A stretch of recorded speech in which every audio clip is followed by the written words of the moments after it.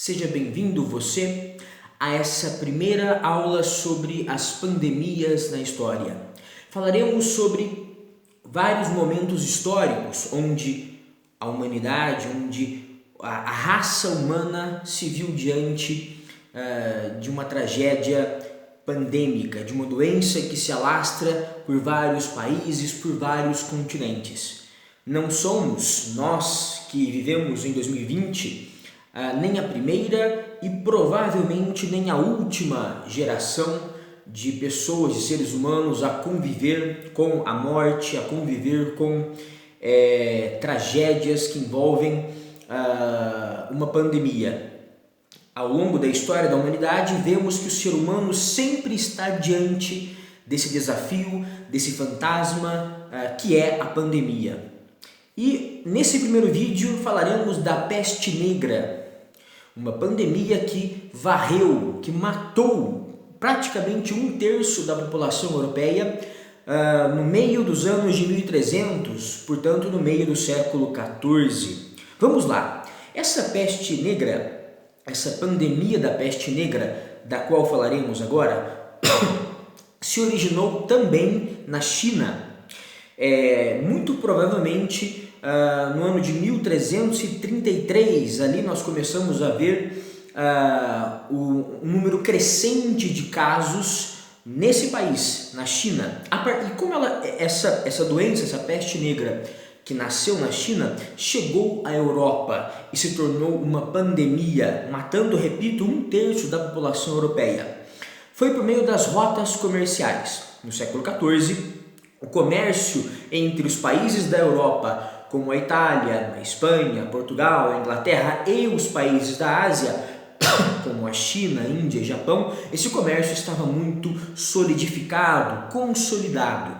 Enfim, havia rotas comerciais, por exemplo, o caminho comercial da seda, a rota da seda que saía da China e passava pelo meio da Ásia, pela Ásia Central, por exemplo, passava pela Mongólia, China, Mongólia, chegando ao Mar Negro. Essa seda chinesa chegava ao Mar Negro, onde se localiza a Turquia. Da Turquia chegava a Gênova e Veneza, as principais cidades comerciais da Itália. Portanto, esse foi um dos caminhos da peste negra, da doença que nasceu na China, que se expandiu pela China em 1333 e chegou à Europa em 1348. China, Ásia Central, passando pela Mongólia, chegando ao Mar Negro, na Turquia, e continuando o seu caminho pelas águas do Mar Mediterrâneo até chegar à Itália, as cidades de Gênova e Veneza principalmente. Um outro caminho, já só pelo mar, não passando pelo meio da Ásia, foi um caminho que saiu da China, ou melhor, um outro caminho era um caminho que saía da China, passava pelo Japão, pela Índia, onde a seda e a porcelana chinesas eram somadas a outros produtos asiáticos, como por exemplo perfumes, temperos, peles, enfim. China, Japão, Índia, uma rota oceânica, uma rota marítima, portanto, pelos oceanos Pacífico e Índico, e a partir daí esses produtos chegavam aos portos do Egito, aos portos da Síria e da Turquia, para, pelo mar Mediterrâneo novamente, chegar a Gênova e Veneza, as principais cidades comerciantes da Itália. E da Itália, essa doença, chegando por esse segundo caminho, também se espalhou pela Europa. Enfim, o caminho começou pela China e passou pelo meio da Ásia ou pelo sul asiático, encontrando países como Japão, Índia, Turquia, Egito, Síria, até chegar à Itália, e da Itália se espalhando pela Europa. Esses foram os caminhos que a peste negra encontrou até chegar à Europa e se tornar uma pandemia.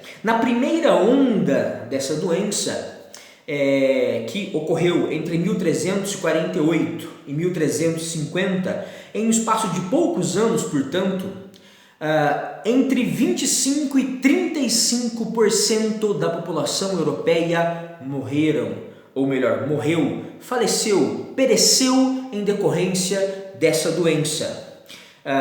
Portanto, foi uma pandemia muito semelhante à pandemia do coronavírus que vivemos em 2020, pela sua origem chinesa e pela sua passagem, pela sua transferência para outros países, para outros continentes, no caso da peste negra para a Europa, por meio do comércio mundial.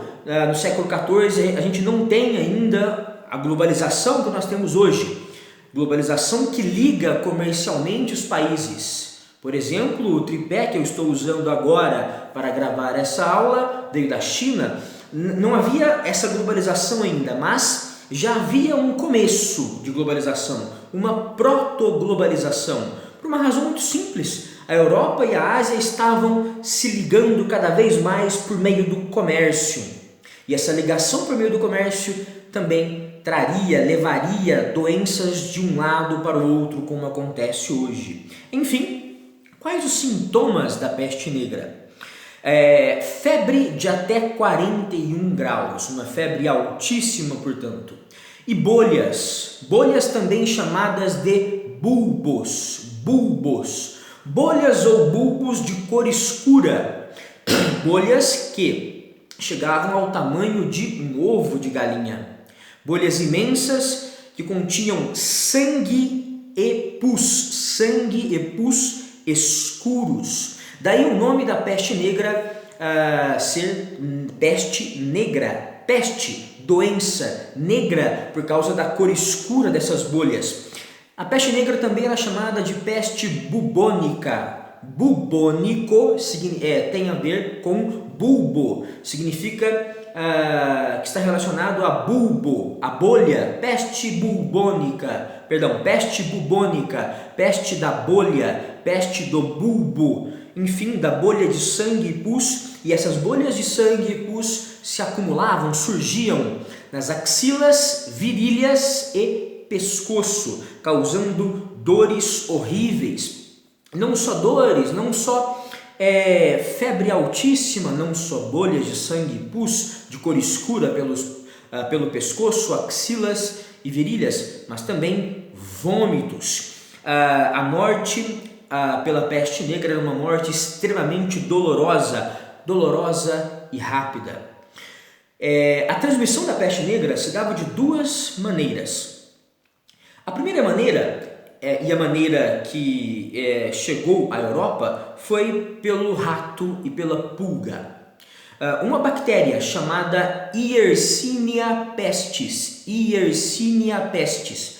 Naquela época não se sabia de bactéria, não se conhecia o que era bactéria, mas hoje sabemos. Essa bactéria chamada Yersinia pestis, que parece um bastãozinho, ela se encontrava nos ratos silvestres, nos ratos de florestas. Encontrando-se nesses ratos selvagens, essa bactéria passava desses ratos para as pulgas desses ratos. E essas pulgas eram os vetores, os transmissores dessa bactéria para os seres humanos, saindo dos ratos e picando os seres humanos. Essas pulgas transmitiam essa bactéria, a bactéria Yersinia pestis. Esses ratos com essas pulgas vieram com os tais navios dos quais falamos agora, navios das rotas comerciais que vinham da China pela Ásia ou que vinham da China e passavam pelo Japão, pela Índia, chegando à Turquia, chegando à Itália, chegando ao Egito, à Síria e se espalhando pela Europa. Enfim, quando a pessoa adquiria a peste negra, se contaminava pela bactéria Yersinia pestis por meio da pulga e morria, a morte chegava em torno de 5 dias.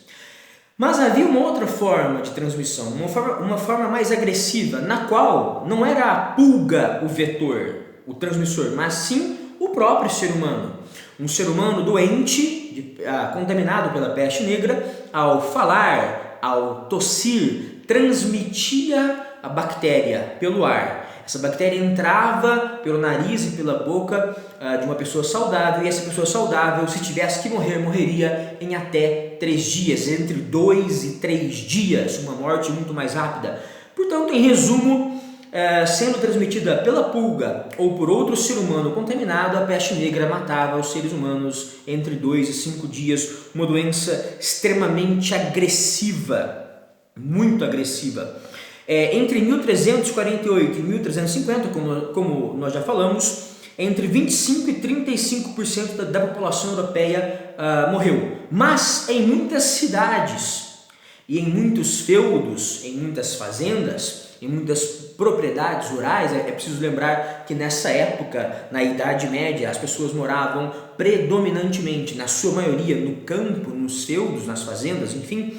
Em muitas fazendas, em muitas cidades, em cidades italianas, por exemplo, até 60% da população foi dizimado, foi morto por essa doença. Portanto, pensem numa proporção, na proporção dessa tragédia. Em poucos meses, uma cidade italiana, uma cidade de 20 mil habitantes, de 15 mil habitantes, uma cidade semelhante às nossas aqui da região de Guará, Ituverava, enfim, uma cidade semelhante à maioria das cidades do Brasil, uma pequena cidade. Imaginem vocês uma cidade desse porte, uma cidade pequena, que em alguns meses, pois a peste negra matava entre 2 e 5 dias, imagine que essas cidades em alguns meses perdessem 60% da sua população.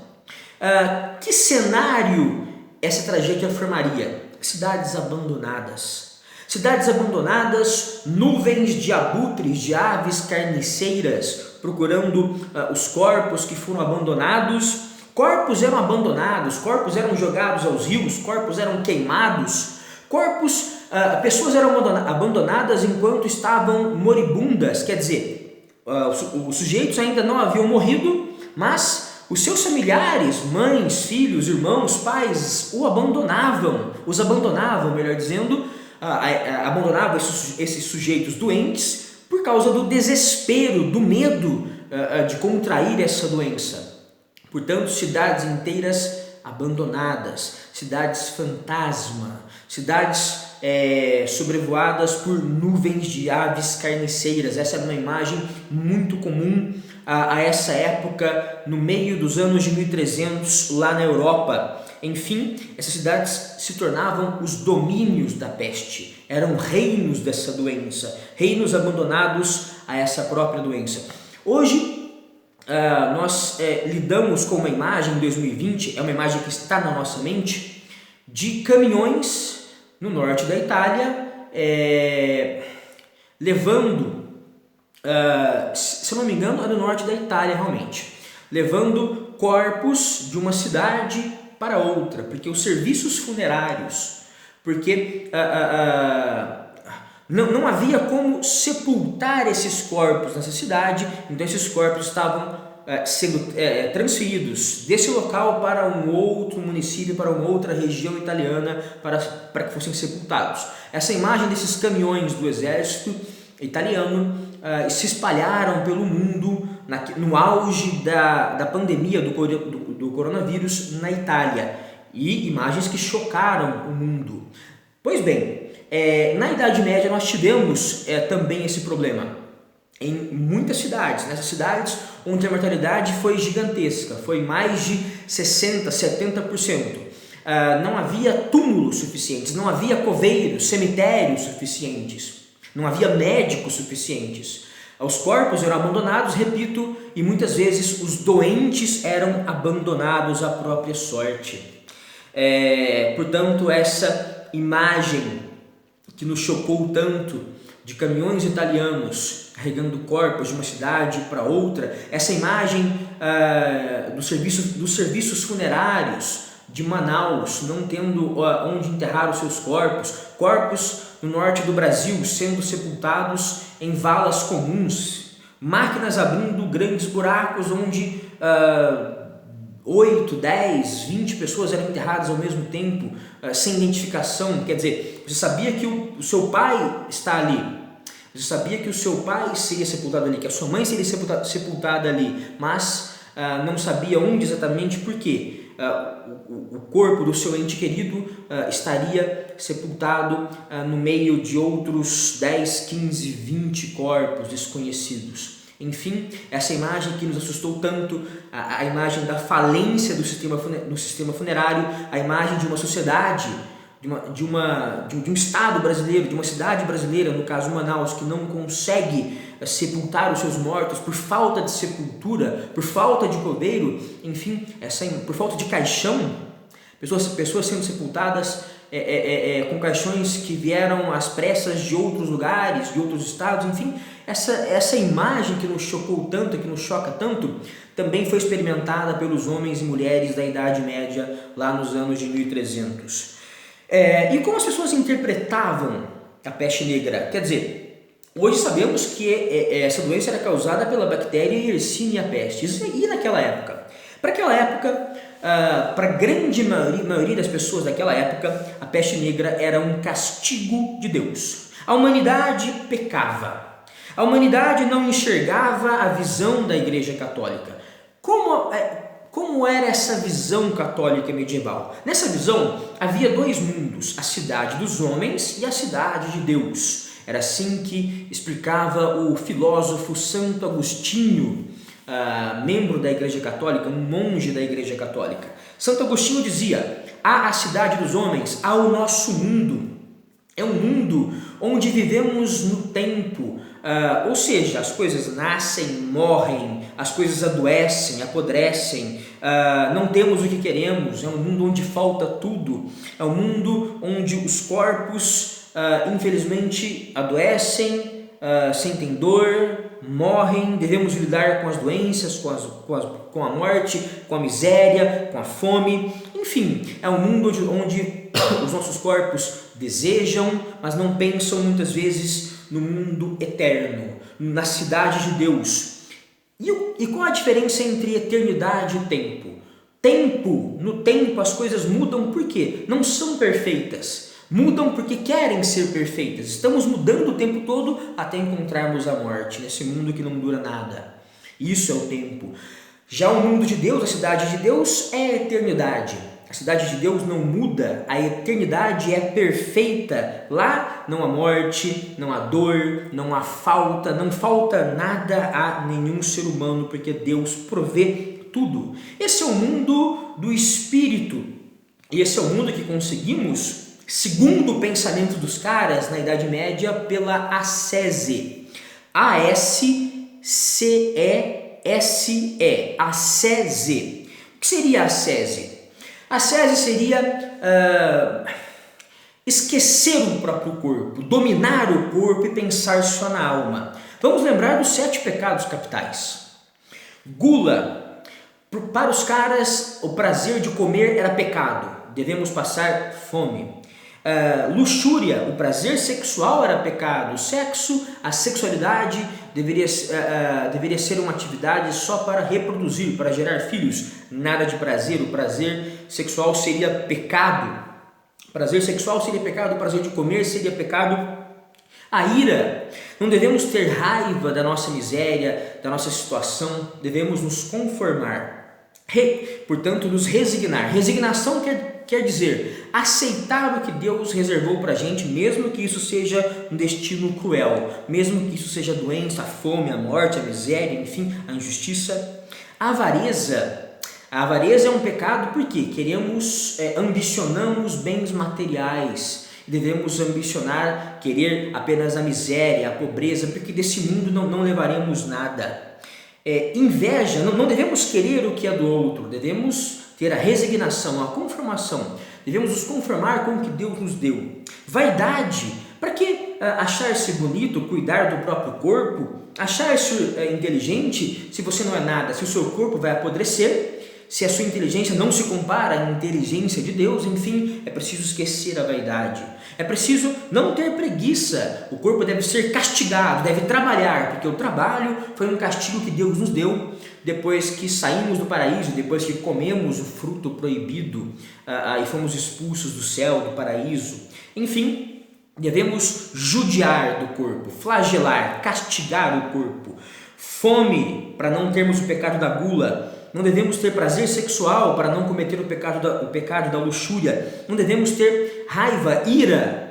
É um pecado onde a pessoa não se conforma, não tem a resignação de aceitar o destino que Deus lhe deu. Não devemos ter a avareza, a ambição por coisas materiais, por riquezas, porque não levaremos nada dessa vida. Não devemos ter inveja dos bens materiais do outro, porque não levaremos, repito, nada dessa existência. Vaidade para quê se o nosso corpo vai apodrecer?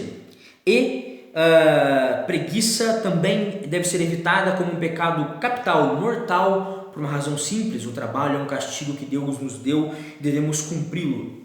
Nessa época, galera, essa ideia de castigar o corpo, isso era a ascese. Castigar o corpo, maltratar o corpo para purificar a alma e para a alma chegar à cidade de Deus, ao mundo eterno.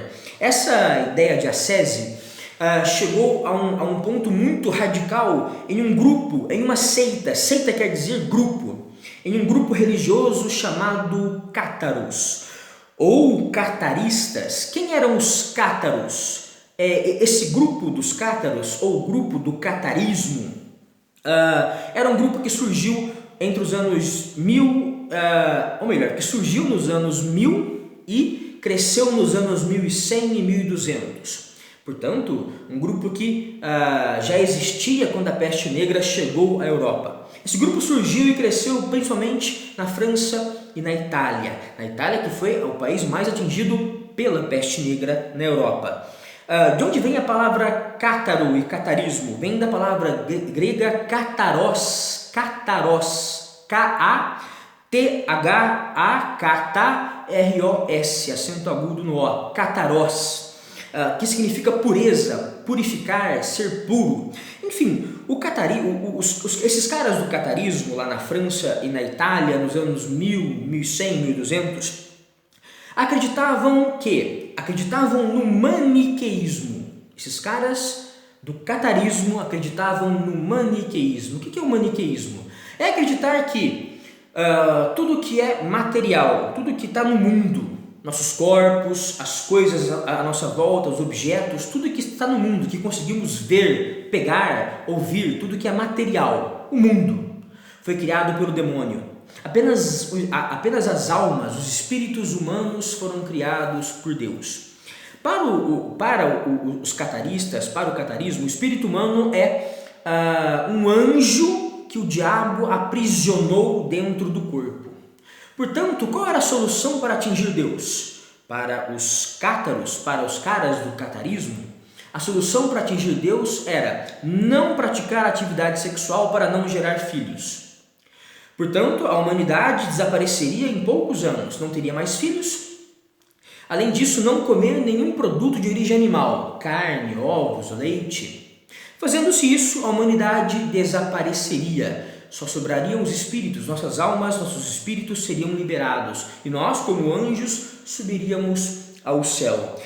Portanto, no catarismo temos a ascese, temos o castigo do corpo no máximo, no ponto máximo, porque não se pode nem comer carne, nenhum produto animal, e não se pode nem praticar atividade sexual para gerar filhos. É preciso acabar com este mundo para que cheguemos ao mundo verdadeiro. Então percebam o seguinte: as pessoas naquela época acreditavam que tudo que estava nesse mundo era ruim, e sempre que obedecíamos aos desejos do corpo, como os desejos sexuais, os desejos de comer, descansar, querer ouro, prata, dinheiro, sempre que obedecíamos aos desejos do corpo, estávamos enfrentando Deus, causando a raiva de Deus. E Deus estava punindo as pessoas com a peste negra. Essa era a causa da peste negra para essas pessoas, a raiva de Deus contra pessoas que não praticavam ascese, que não castigavam o seu corpo, que cometiam os pecados capitais que nós falamos. E os tratamentos? Nós tínhamos as procissões de flagelantes.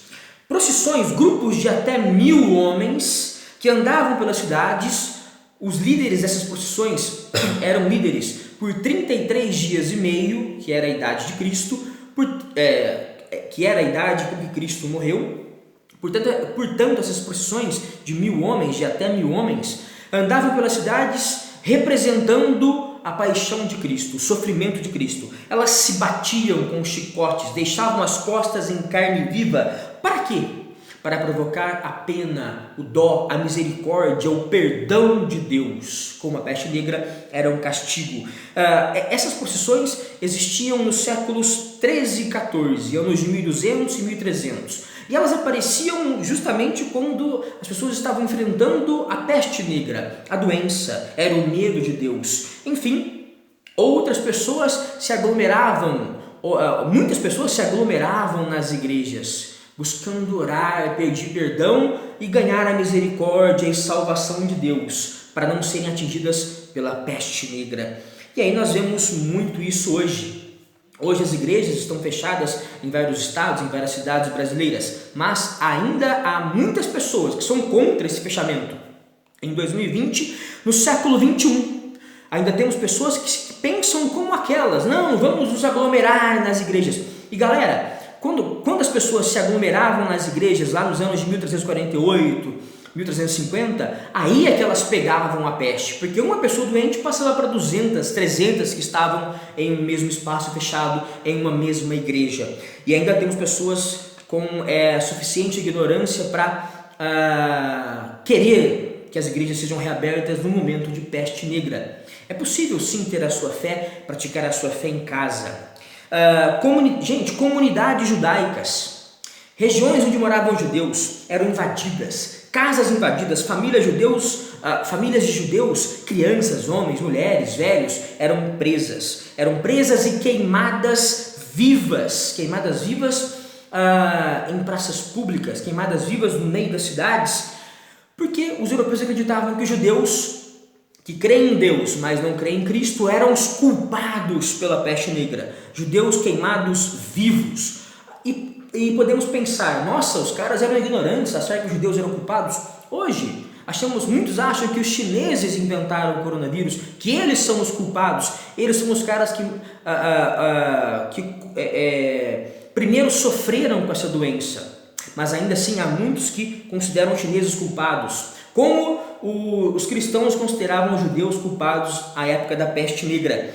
Inclusive o nosso ex-ministro da Educação, Abraham Weintraub, chegou a dizer, ministro da Educação em 2020, que o vírus da Covid-19 seria um plano infalível para a China dominar o mundo. Algo ridículo. Em pleno século XXI, no ano de 2020, acreditarmos que os chineses são culpados, assim como os judeus eram culpados, e muitos chineses foram agredidos física e verbalmente, xingados, apanharam pelo mundo afora. Enfim, a ignorância ainda existe, tanto no caso das aglomerações em igrejas, quanto no caso da culpabilidade, de jogar a culpa em um grupo de pessoas. À época, as pessoas acreditavam que as feridas, gerando um mau cheiro de pus e sangue podres, podiam exalar um miasma, um ar pestilento, um ar que contaminava. E então é muito comum a gente ver em imagens de livros didáticos, em filmes, os médicos da época usando aquelas máscaras de couro, vidros nos olhos e um bico de pássaro gigantesco. Por que esse bico? Esse bico tinha plantas aromáticas, como alecrim. Esse bico possuía flores aromáticas. Na época se acreditava que essas flores aromáticas, que esse alecrim e que essa máscara protegeriam o médico desse ar pestilento, desse miasma que contaminaria as pessoas. E aí podemos achar, esses caras eram ignorantes porque acreditavam que no ar a peste era transmitida do nada, sem estar perto de pessoas. Ainda hoje há pessoas que acreditam que caminhando sozinhas vão pegar o coronavírus, porque ele está no ar. Não, ele não está no ar, ele está nas pessoas. E as pessoas, quando falam, conversam, quando espirram, quando tossem, podem atirar gotículas com coronavírus a 1 metro, 2, 3 de distância, mas ele não está no ar. E ainda assim há pessoas que acreditam, como na Idade Média se acreditava. Por isso que as pessoas usavam essas máscaras com bicos de pássaros. Enfim, esses médicos com máscaras de bicos de pássaros costumavam fazer as sangrias e aplicar purgantes, tirar o sangue das pessoas e aplicar purgantes para fazê-las defecar. Era uma forma de eliminar o mal que estava no corpo, o diabo. O diabo saía pelo sangue, o diabo e a peste negra, e esse mal diabólico saía pelas fezes. Acontece que a pessoa ficava mais fraca ainda, perdendo sangue e perdendo fezes, perdendo líquidos, né? Acreditava-se que não se podia comer carne, não se podia comer figo. Nossa, professor, os caras eram ignorantes, não comer carne, não comer figo, fazer a pessoa evacuar, fazer cocô sem parar, ou sangrar a pessoa. Os caras eram ridículos. Ora, hoje muitos acreditam ainda que chá de abacate e hortelã cura o coronavírus. A ignorância ainda existe. Os caras proibiram exercícios físicos, porque os exercícios abriam os poros da pele e o miasma entrava. Não estava de todo errado. Por quê? Porque o exercício físico ele cansa o corpo e o corpo cansado não pode combater a doença. Os caras também acreditavam que pensar demais na morte e na doença, fazer sexo, tirar sonecas durante o dia e tomar banho também causavam infecção pela peste negra e a morte por ela. Muita ignorância? Talvez, mas hoje ainda há muitos que acreditam que chá quente de limão e bicarbonato e chá de erva doce curam o coronavírus. Percebam como a ignorância existia e ainda existe. Na próxima aula falaremos sobre a gripe espanhola. Por enquanto é só. Até lá, fiquem com Deus.